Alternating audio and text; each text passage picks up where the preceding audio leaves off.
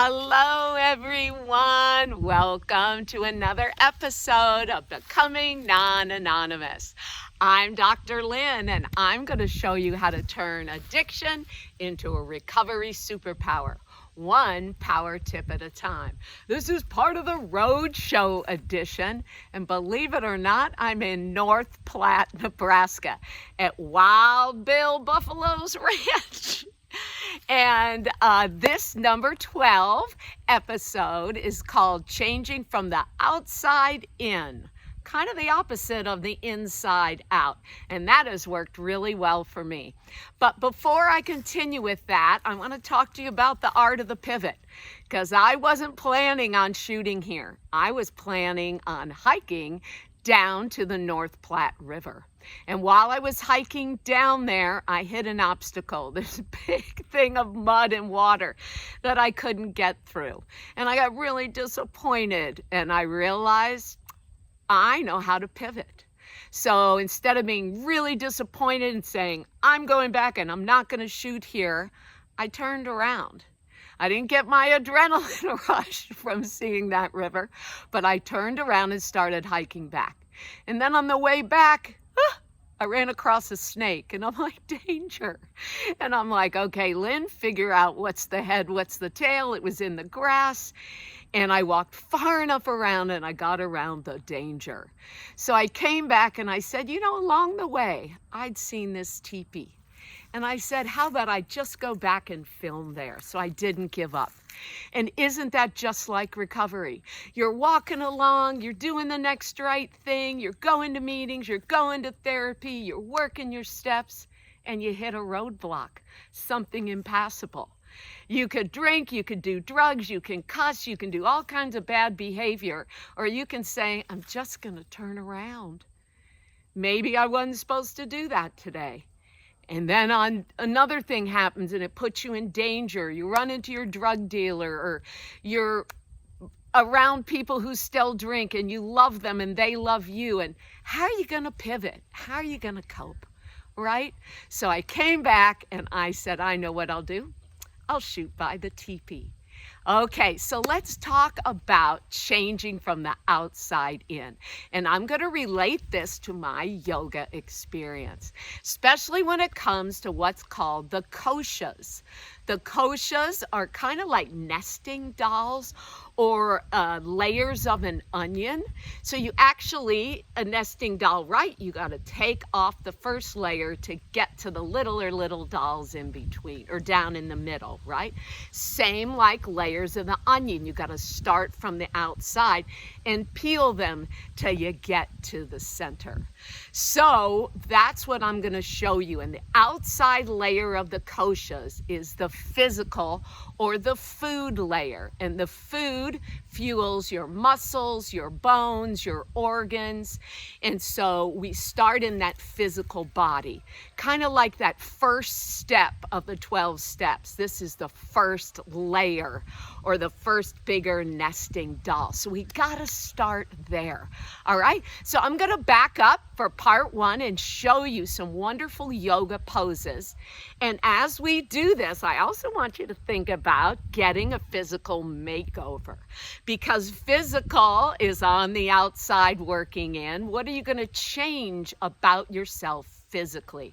So I really want you to hone in on this makeover from the outside in as well. So as I show you these yoga poses, I want you to try them on like you would try on a new shirt or pair of pants or shoes or glasses. What are you going to try on? And then how does that feel in your body, right? But I'm going to be your fashion designer today and offer you something different that you may not have picked off the rack to try on. And let's see how that feels on you, especially when it comes to your physical body. Where do you feel it in your body? Your hips, your shoulders, your back? All right. And then in part two, I'll explain more about the 5 sheaths or layers of the kosha. All right, I'm going to back up here. And one of the things that I would suggest I don't know where these just came from, but I'm going to move those out of the way, is I'm barefoot and my feet are grounded to the earth. So physically, I feel stable, I feel safe, because my body is connected to the earth, right? I feel that support from Mother Earth. So the first thing we're going to do, like opening the doll or peeling off the first layer of skin, is we're going to open our body. So I want you to just draw your arms up over your head. And then I want you to just gaze up.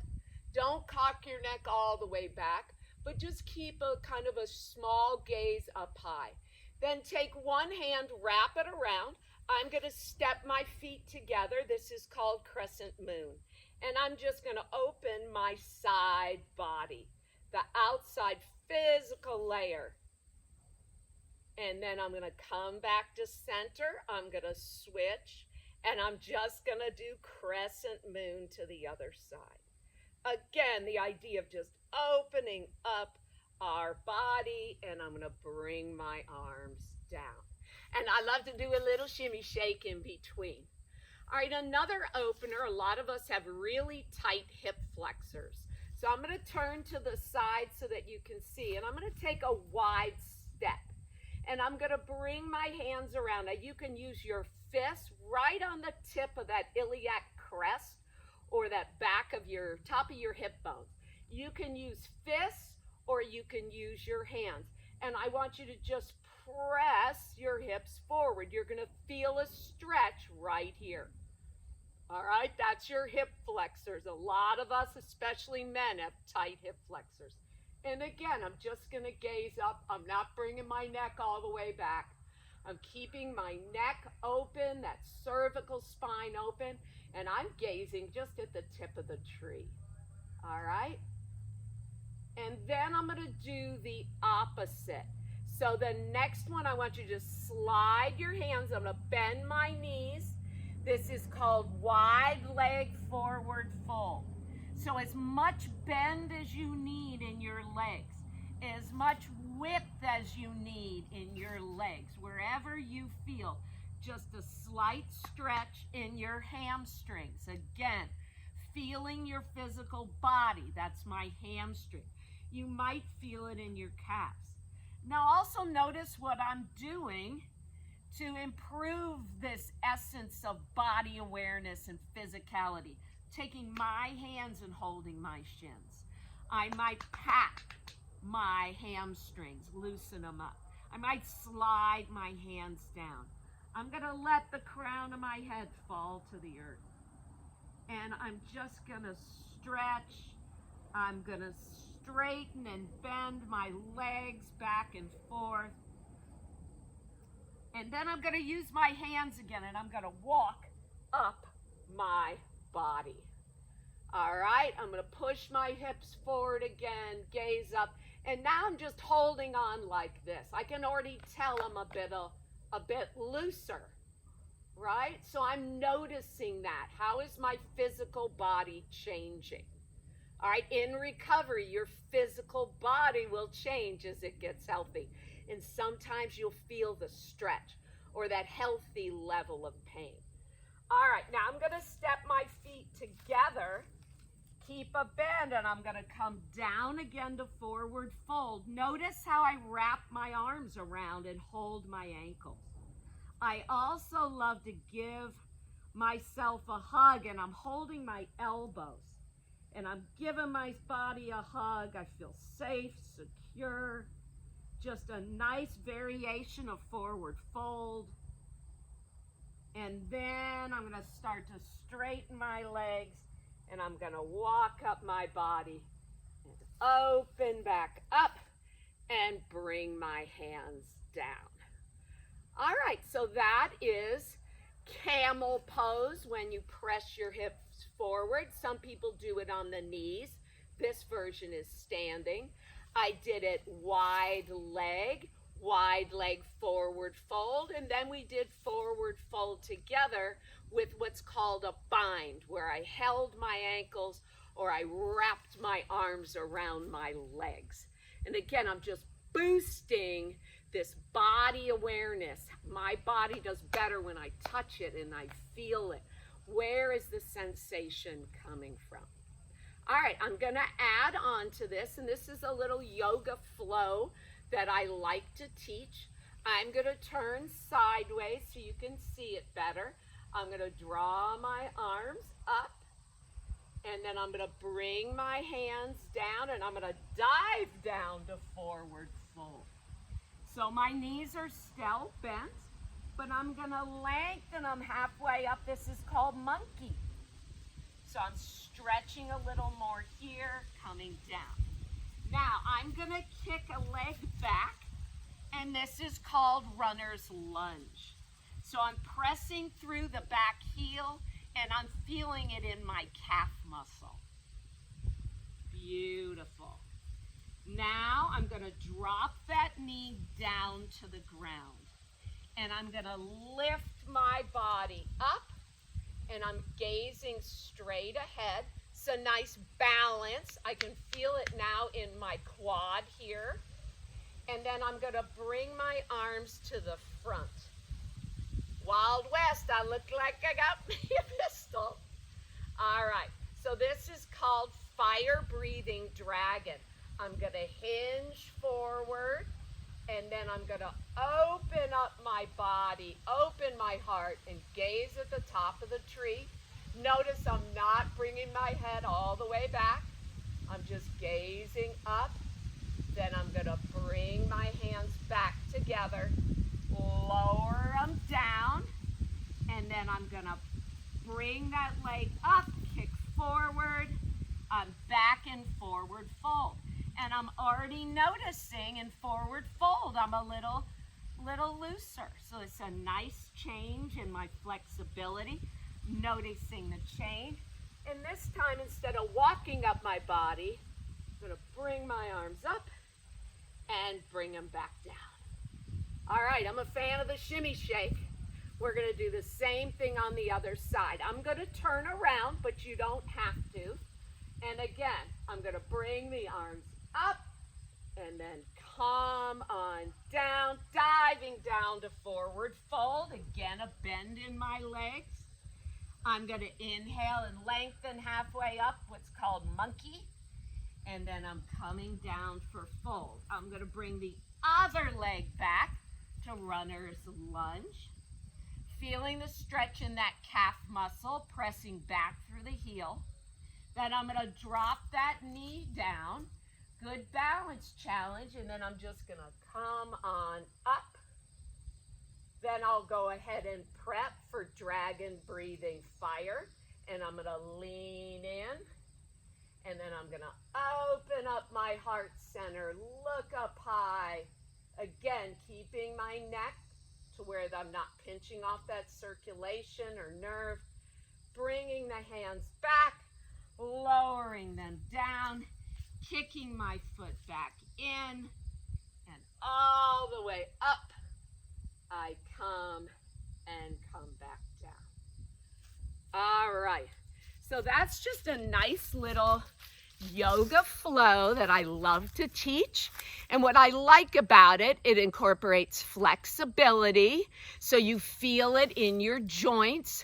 The ligaments and tendons and muscles are getting a stretch. Okay, you also have some balance when you come up onto that knee, or when you're moving from dragon and then you're opening the heart center. So a little balance and motion, so that core stability and strength. There were times you could feel it in your quads. So again, paying attention with where you feel it physically. All right, so now with part 2, I'm going to talk to you more about the koshas and those layers. So that physical aspect, again, I showed you some physical poses. So I'm going to name them all, and then I'm going to relate it to recovery and this idea of a physical makeover from the outside in.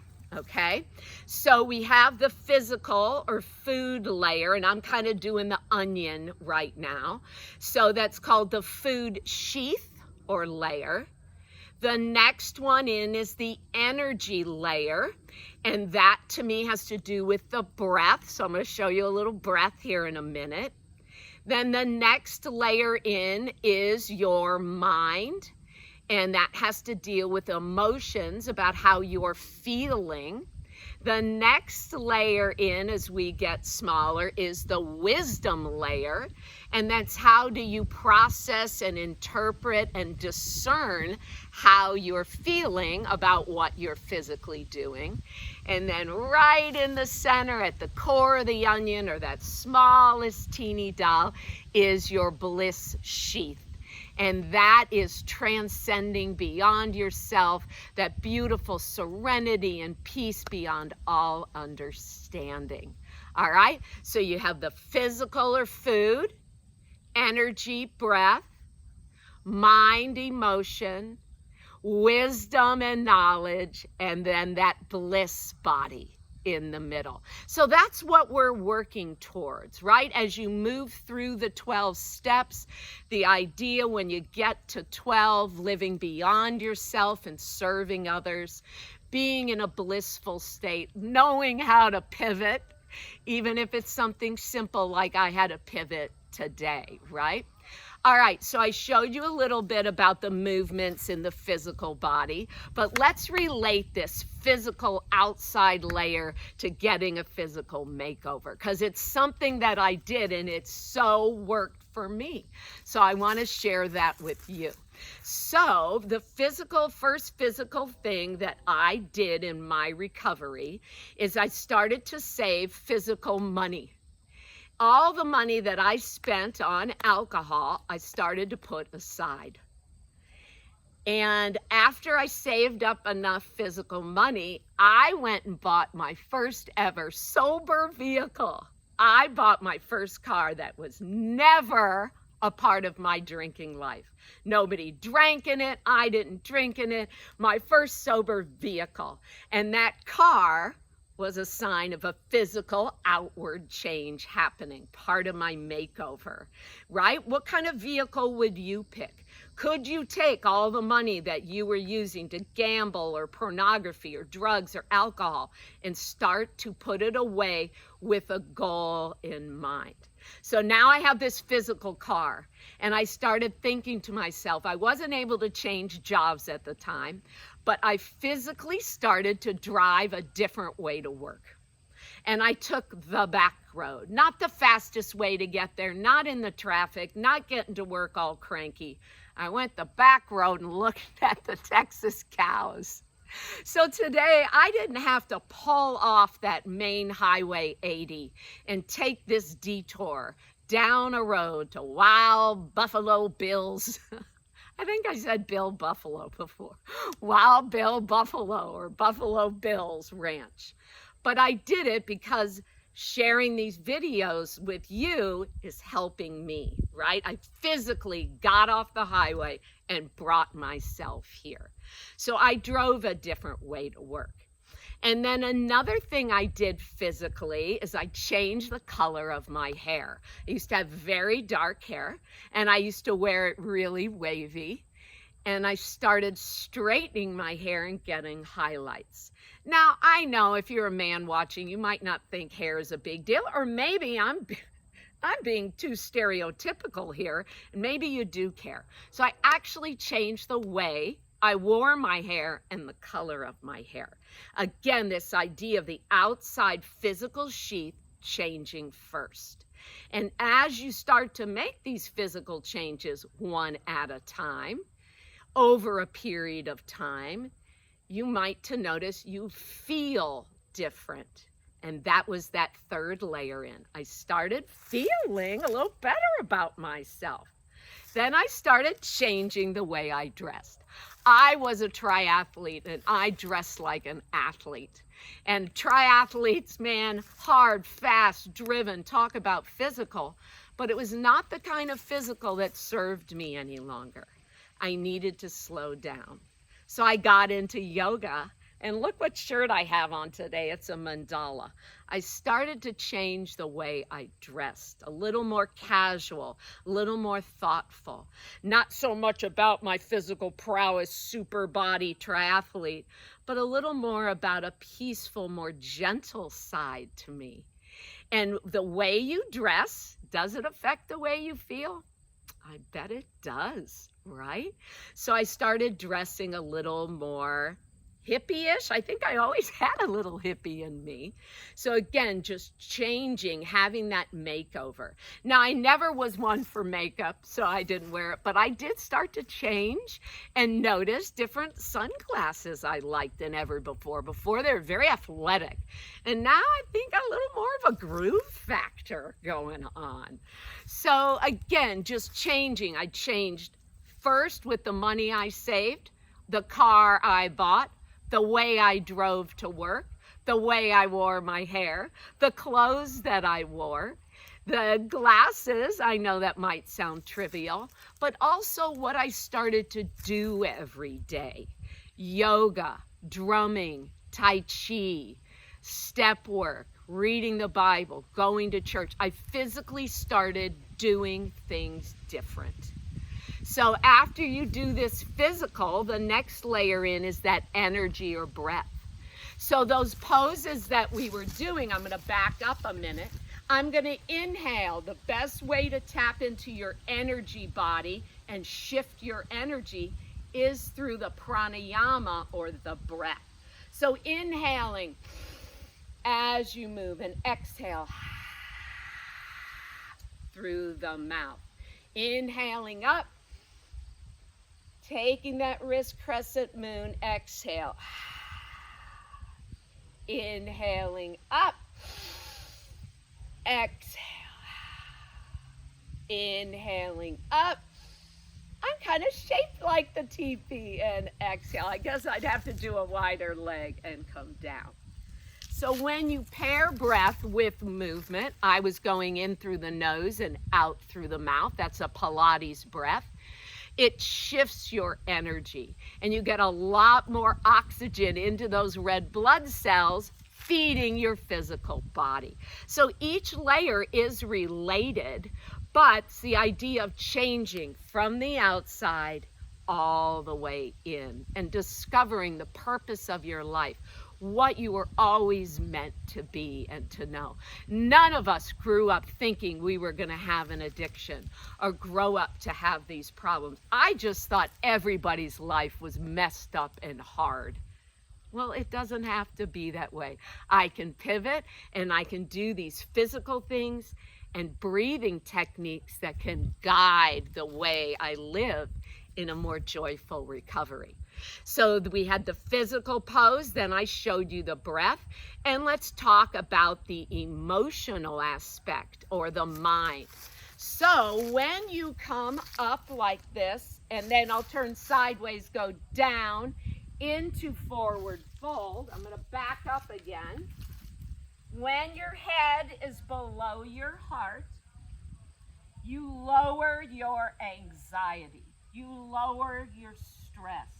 Your blood pressure comes down, all right?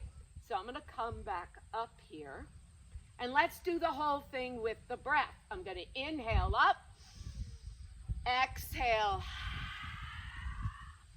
and come down. Inhale, lengthen, exhale, fold. So as you do these yoga poses, that one is to lower anxiety and stress because your head is below your heart, so your blood pressure comes down. You've tapped into the third sheet, right? Physical, breath or energy, mind and emotion. So you can change the way you deal with being anxious and fearful, all right, through tapping into these koshas.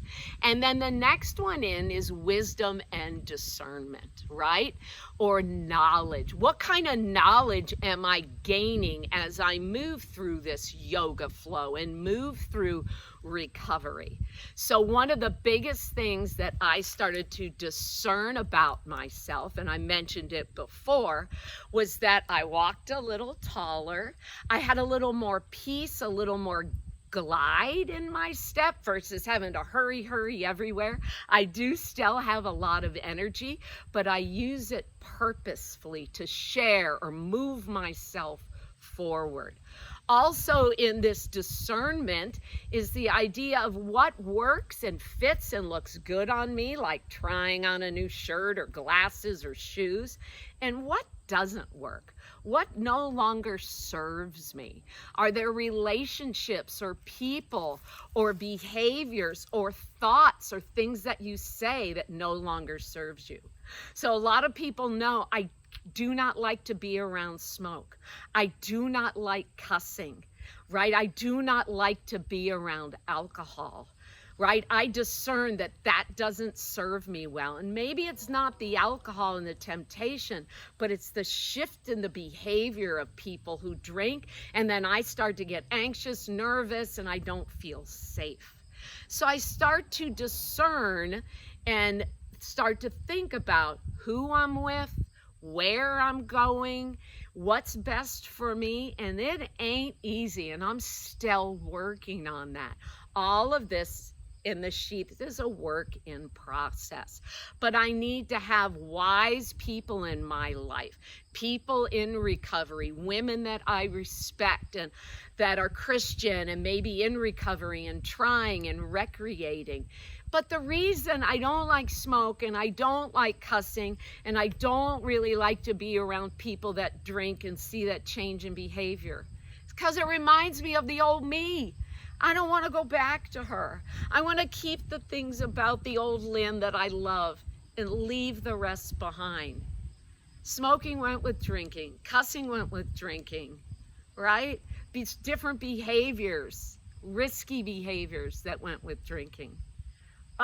Okay, so that's that wisdom and discernment layer. So when I'm relating it to yoga and doing the same flow over and over, I start to realize that I'm starting to get better at these poses and how are they serving me in my life. I'm more flexible, I have better balance, I have less anxiety, I breathe easier, and I feel better physically. And then let's get to the goodie in the middle. I know this is a longer one, is the bliss body. And that's where you walk in your purpose. That's your soul. That's who you are. Again, who you were meant to be. And the one thing I am so blessed, and this is year 13, so it didn't happen till year 11, is I started a job. I turned down shooting for tenure and full professor and taking on a higher position at a university to go back into practice and walk with people just like me, that matter to me, that I want to be with. I'm the happiest when I'm around people in recovery because we're all on the same team. We're trying to take this addiction down. We're working it together. And somehow when I'm with them, my soul sings. That's my bliss body. So I'm going back to working in Connecticut and being with my people. And I just can't wait. But when you walk in your purpose, hands and feet of Jesus, I am at battle against Goliath. That's my bliss body. And everybody who's around me and sees Dr. Lynn like that knows. And that's the other thing I'll mention, and I'll wrap it up. I changed my name. I'm not Lynn Litchke anymore. I'm Dr. Lynn. That's my superpower. So I changed my name, changed my hair, changed my clothes, changed my car. Now my cars are all filled with stickers about my message. So gosh, guys, I hope this helped you. just discover a little bit more about recovery and yoga. And so go out there and make healing your destiny. I might film another one in Nebraska. If not, I'm heading to Wyoming. All right, see you later.